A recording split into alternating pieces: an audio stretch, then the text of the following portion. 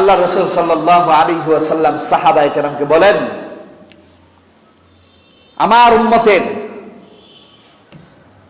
আমার উম্মতের মধ্যে যে উম্মত এশার নামাজ জামাতের সহিত আদায় করল এবং সে ঘুমের ঘরে চলে গেল, মধ্যরাত পর্যন্ত ঘুম হওয়ার পর আল্লাহ পাকের নিযুক্তকৃত ফেরেশতা তার আমল নামায় সারা রাত ইবাদতে, অর্ধরাত ইবাদত করার সওয়াব লিখে দেয়। সুবহানাল্লাহ। ফজরের আযান হয়ে গেল, ফজরের জামাতে শরীক হয়ে গেল, সারা রাত সে ঘুমের মধ্যে ছিল, এশার নামাজ পড়ে ঘুমে গিয়েছে, মধ্যরাতে তাকে মধ্যরাতের সওয়াব দেওয়া হয়েছে ইবাদতের। ফজরের নামাজে অংশগ্রহণ করলো, আল্লাহ রাসূল সাল্লাল্লাহু